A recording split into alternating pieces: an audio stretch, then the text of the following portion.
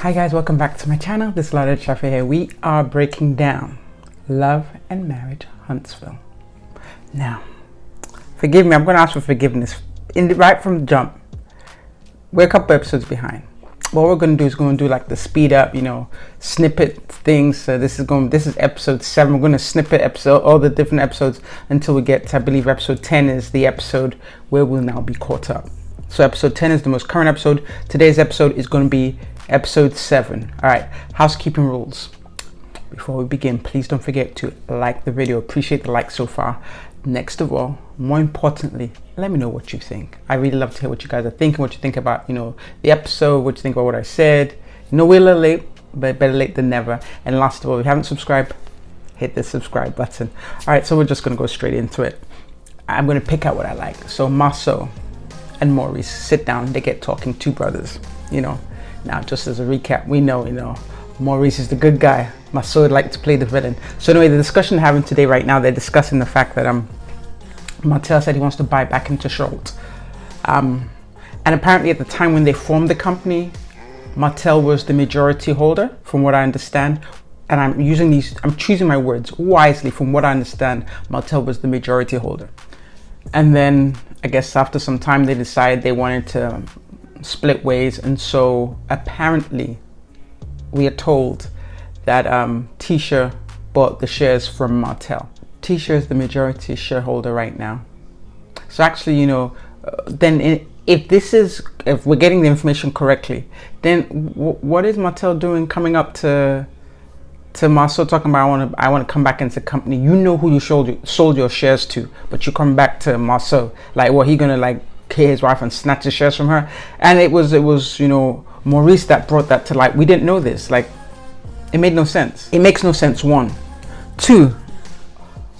Maurice brought up a great question. So if you actually do really want to have Martell come back and get shares, who is he buying shares from? Is he getting your part of your 10 little shares, or is he getting the bulk thing from Tisha? Is Tisha going to sell to him? If I were Tisha, I wouldn't. I know Tisha won't. What's the story? What's the real scoop?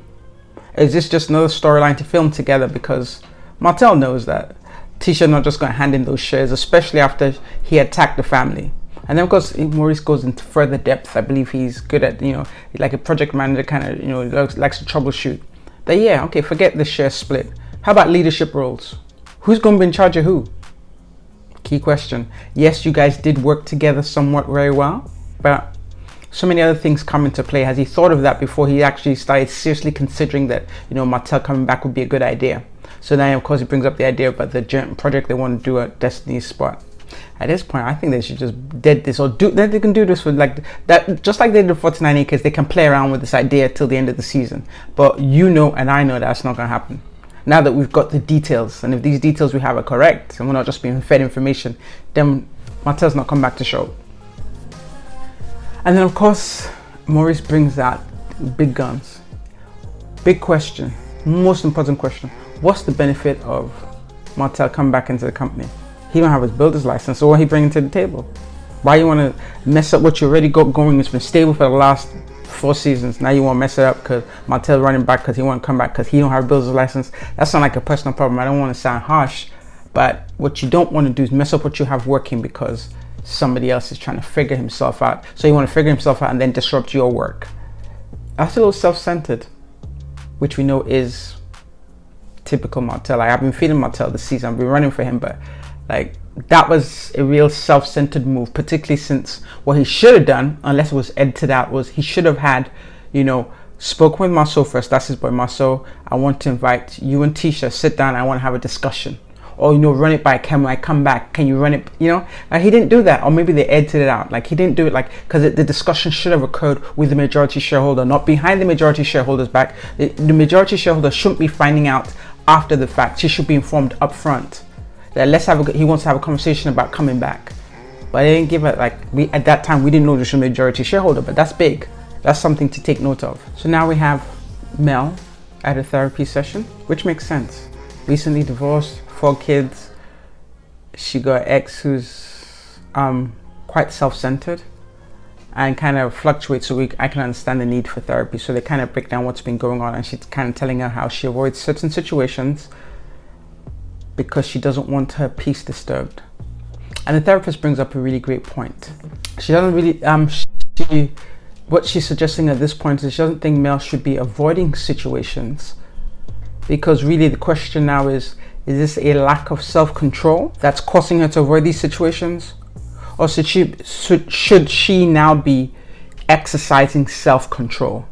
So instead of not necessarily going looking for trouble, but don't avoid places just because you think you might lose control, but actually go into certain spaces knowing that you intend to exercise self-control, and that will further build her up and help her growth process. Yeah, honestly, I get Mel's position of this. I mean, the therapist is therapizing like they usually do, but truth is, like, sometimes it's best, there's the saying, don't start none, won't be none. That's it. Like, that's how I feel. Like, you come, if you approach me, you proceed at your own risk. No, I do not advocate for any violence of any sort. I'm just saying that and it's not violence that we think is going to happen, but just even having a loud conversation. Some days you don't want to rattle your peace and give yourself a headache because somebody act like they don't have sense. And it seems like that happens a lot here. And I'm not even pointing fingers right now, but just kind of talking from Mel's perspective. I get at the understanding, like, I just avoid those situations altogether because I've got other things to worry about, 4 kids and this and that. Look. So nobody trying to do that. But I get it. I get what the therapist is saying, but I understand Mel's position. So Mel, keep doing what you're doing, yeah. One of the last scenes in the episode is Martell meeting up with his business partner, Fred. So now he's paired up with someone who has a builder's license. But the question now is, it's been about 2 years, or at least a year and a bit, since he's had the divorce from Mel. My G, like, it's time to get your builder's license. And even then, the friend Fred is actually pushing, like, dude, get your license. Why aren't you getting a license? Well, we're good. No. And I think that's an example of human nature. Sometimes when we get too comfortable, we get lazy, we get complacent. Martell has a tendency to get complacent. I think he's probably a skilled project manager of sorts, or maybe not project manager. I do believe he's a skilled businessman, but he's getting complacent. How do you now repeat the same mistake twice? You brought your wife into the business, she was running things smoothly, and you just kind of laid back, left everybody else. Everybody thought that you were the brains behind the operation. Unknowns to us, until you guys broke up, it was actually Mel.